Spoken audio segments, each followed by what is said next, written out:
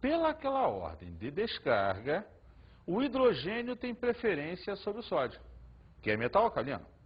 Então, o hidrogênio vai se encaminhar para o polo negativo e vai sofrer redução, gerando o gás hidrogênio, que será liberado por aqui. E no polo negativo? Segundo a ordem de descarga, o cloreto tem preferência à hidroxila. Então, o cloreto vai se aproximar do polo, vai sofrer oxidação e vai gerar o gás cloro, que será liberado do processo.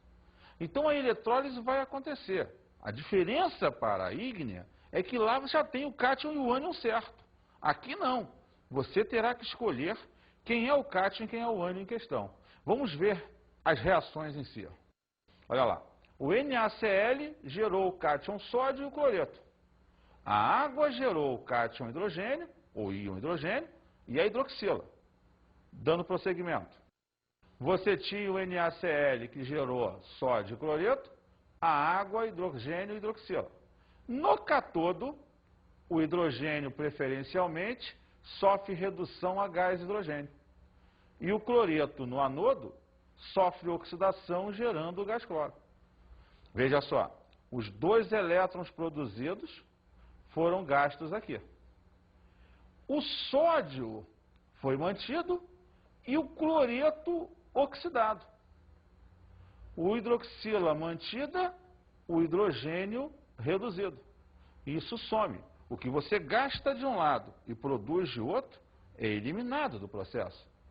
Sendo assim, me sobrou o NaCl mais a água, gerando o íon sódio e o íon hidroxila, que vão produzir NaOH, e o meio vai se tornar básico, mais o H2 e o Cl2.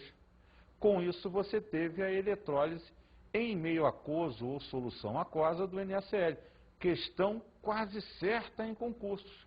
Só para você ter uma ideia de regionalização, em relação a vestibulares de Brasília, São Paulo e Rio de Janeiro, que é uma região centrada, quase sempre cai eletrólise de solução aquosa de NaCl.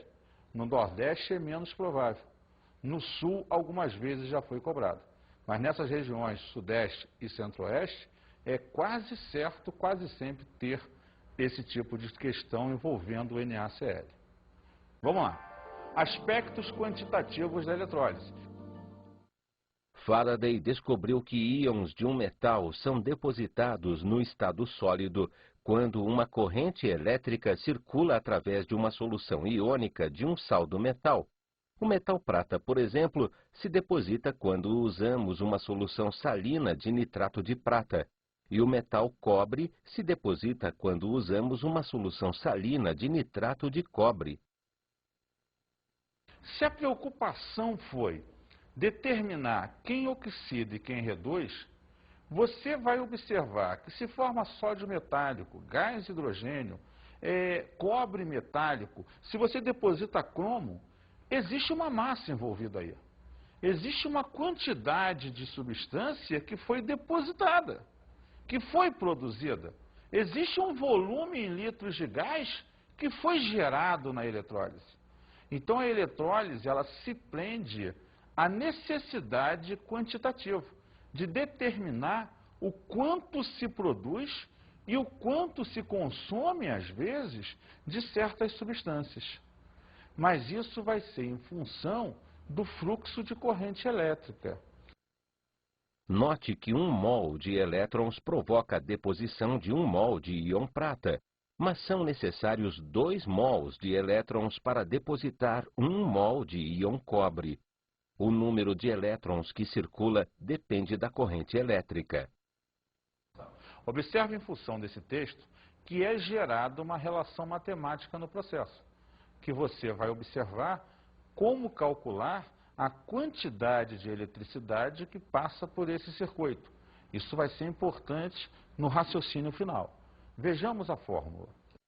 Q, quantidade de eletricidade, ou elétrons, dada em coulombs, é igual a I, corrente elétrica, dada em ampere, vezes o tempo, dado em segundos.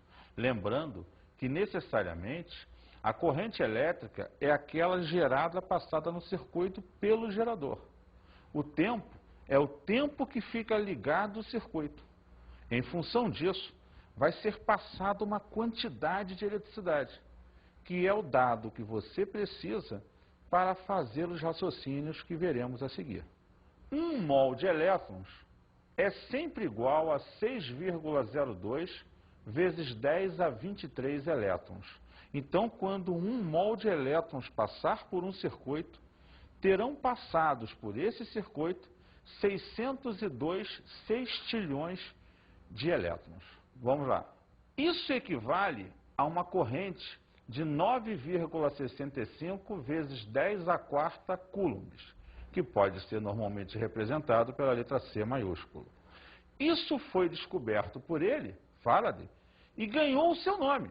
Quando essa quantidade de corrente passa pelo circuito, necessariamente passou pelo circuito um Faraday. Vamos ver um exemplo. Uma peça de bijuteria recebeu um banho de prata, a prateação, por um processo eletrolítico. Sabendo que nessa deposição o íon prata se reduz a prata e a quantidade de carga envolvida no processo foi de 0,01 Faraday, qual é a massa de prata depositada? Massa molar ou mol da prata igual a 108 gramas por mol a menos 1. Vamos resolver essa questão. Acompanhe essa resolução. A prata mais 1, o íon prata, ao ganhar o elétron sofre redução. Então observa que 1 mol de elétrons passou pelo seu circuito, gerando 1 mol de prata.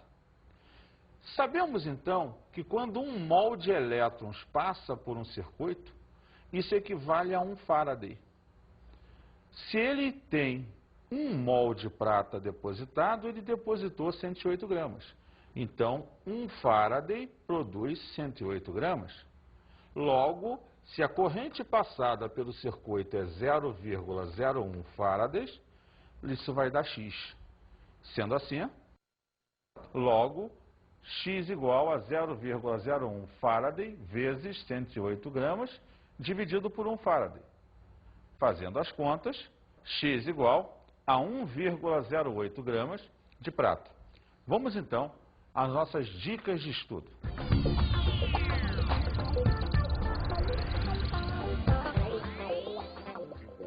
É importante que você avalie hoje os vários processos eletrolíticos que existem no mercado e no nosso dia a dia. Os chapeados, basicamente as prateações, cromagem. Procure textos, principalmente na internet, que falem sobre isso e aprimore o seu conhecimento a respeito do processo eletrolítico. Um grande abraço e até uma próxima oportunidade.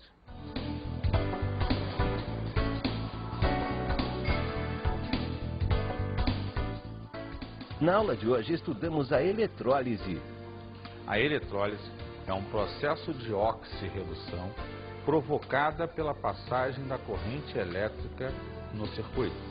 Observe que ela pode ser de dois tipos: a eletrólise ígnea e a eletrólise em meio aquoso ou em solução aquosa. E a aplicação prática da eletrólise. A principal aplicação prática de uma eletrólise é nos processos de galvanização, onde se coloca uma fina camada metálica sobre outros metais. Os principais casos conhecidos são a cromagem, a niquelagem e a prateação. Bons estudos!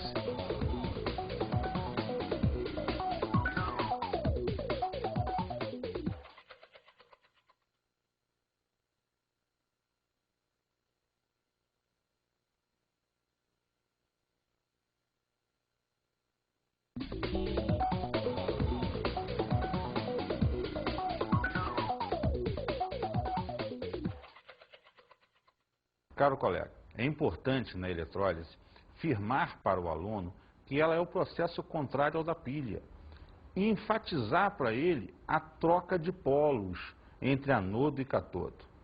Daí, faça um resumo bem esquematizado de como funciona a eletrólise ígnea e a eletrólise em solução aquosa. Esse é o cerne do processo em si. Um grande abraço e até o nosso próximo encontro.